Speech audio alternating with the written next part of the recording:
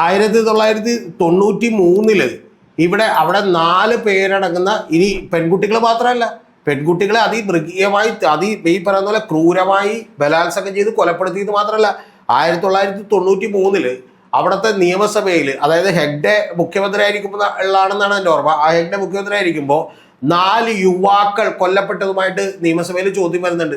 അതിൽ 2 പേര് മുങ്ങി മരിച്ചതാണെന്ന് പിന്നീട് കണ്ടെത്തുന്നുണ്ട്. പക്ഷെ 2 പേരെ കുറിച്ച് ഇതേവരെ ഒരു വിവരമില്ല. ഇതൊന്നും ഇന്ത്യ തന്നെയാണോ ഇത്? ഇനി ഇപ്പം അവിടെയുള്ള ആവശ്യം എന്താണെന്നറിയാമോ? അവിടെയുള്ള ആവശ്യം എന്ന് പറയുന്നത്, അവിടുത്തെ ഒരു IAS ഓഫീസറുണ്ട്. IAS ഓഫീസറായിട്ടുള്ള പ്രണബ് മൊഹന്തി എന്ന് പറയുന്ന ഒരു IAS ഓഫീസർ. അദ്ദേഹം നേരത്തെ CID ഉണ്ടായിരുന്നതാണ്, നാർക്കോട്ടിക്സിലുണ്ടായിരുന്നതാണ്, സൈബർ സെല്ലിലുണ്ടായിരുന്നതാണ്, വളരെ പ്രമുഖരായിട്ടുള്ള ഒരു IAS ഓഫീസറാണ്, IPS ഓഫീസറാണ്. അദ്ദേഹത്തിൻ്റെ നേതൃത്വത്തിൽ ആ ഒരു അന്വേഷണം നടത്തണമെന്നാണ് ഇപ്പോൾ ആവശ്യപ്പെട്ടേക്കുന്നത്. അതിൻ്റെ സംഘം കോൺസ്റ്റിറ്റ്യൂട്ട് ചെയ്യാന്ന് പറഞ്ഞിട്ടുണ്ട് ഗവൺമെൻറ്. പക്ഷേ ഗവൺമെൻറ്റിൻ്റെ ആക്ഷനൊക്കെ നമുക്കറിയാമല്ലോ എങ്ങനെയാണെന്നുള്ളത്. വളരെ മെല്ലെപ്പോക്ക് സമീപനമാണ്.